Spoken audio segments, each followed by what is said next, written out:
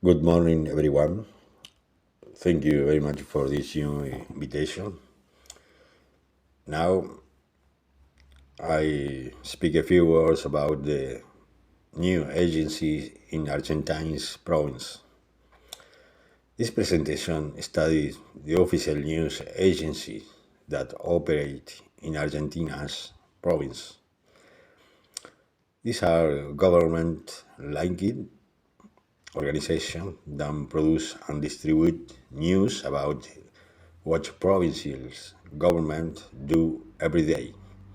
They send information to local newspaper, radio stations, websites, and television channels. In many provinces, these agencies are the main and sometimes the only organized source of news about the local government. This presentation looks at six main questions. What do these agencies actually do? How did they develop over time? How do they help governments communicate with citizens? How do they help build the public image of governors? How do the emotions and professional lives of journalists working inside these agencies get shaped by the institutions? And finally, how does the spread of false information online affect these agencies and the communities they serve? Provincial's new agencies play several important roles. First, they supply ready-made news to local media that do not have enough reporters to cover everything.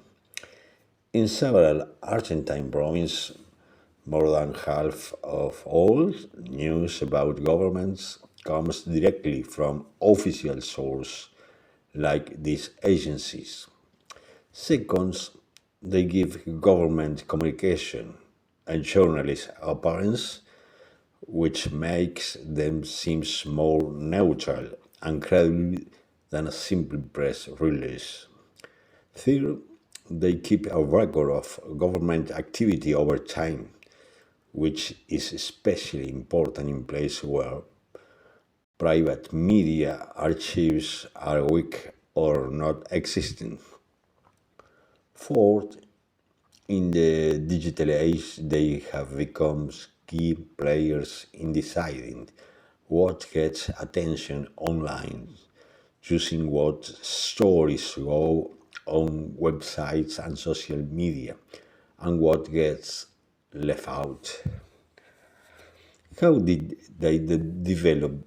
This agency grew mainly after Argentine returned to democracy in 1983. As the national government transfers more responsibilities to the province, local governments also build their own communication system. The internet and social media made it cheaper to produce and distribute news, which helped this agency grow. However, they also became more financially dependent on government budgets because digital updates require investing that only the state could provide. Today, some agencies are formally part of the executive branch, while others operate with slightly more independence, but almost all really heavily on official funding. Government use provincial agencies, new agencies in three main ways. They announce official decisions and events. They try to shape what social media pay attention to setting the news agenda. And they frame political decisions in ways that makes the government look good. This agency also helps build the personal image of governors through the professional photography, videos, and social media content. This material is distributed for free to all media outlets, which almost guarantees a wide circulation.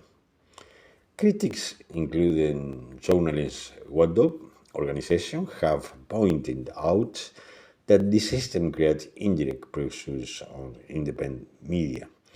Outlets that reproduce official content tend to receive more government advertising, while critical outlets may receive less. Journalists who work in official province agency face a difficult situation. They train to be journalists to inform the public, ask hard questions, and hold power accountable. But they also work for the government. This double role creates constant tension. Research on journalism and emotion show that institutions shape not just what journalists do, but how they feel about their works. Many journalists enter this agency with genuine enthusiasm and a sense of civic duty. Over time, however, the pressure to cover only what is favorable to the government, combined with the absence of better job options in small provinces, leads many to quickly accept limits on what they can report. They do not necessarily feel forces. The system works more subtly than that. Professional pride, job security, and social belonging, which the newsrooms all push journalists toward cooperation. What look like free professional choice is often the result of institutional pressures that are hard to see clearly from the insides. Rise of social media has created serious problems for information quality in provincial Argentina, when official agencies are the dominant source of news and independent media are weak. There is very little space for checking or challenging official version of events. False or misleading information tend to spread through informal channels, WhatsApp groups, Facebook pages, Telegram, where no one's verifies anything before sharing. Social media platforms make this work because their algorithms favor content that provokes strong emotions, like fear or outrage, over content that is accurate or balanced. In many provincial communities in Argentina, people tend to believe information that comes from someone they trust politically or socially, regardless of whether is, it is factually correct. This means that information linked to official narratives can be just as hard to counter as disinformation that attacks the government. Argentines provincial news agencies are not simply a neutral distributor of information. They are active players in local political life. They shape what citizens know about their government, how journalists experience the professional lives, and how false information is spread or gets stopped. The paper, this presentation, argues that in province this agency requires more than technical reforms. It requires transparent editorial standards, fair labor conditions for journalists, and education programs that help citizens read news critically, especially in places where official agencies are the loudest voice in the room. This is all. Thank you very much for your attention. Thank you.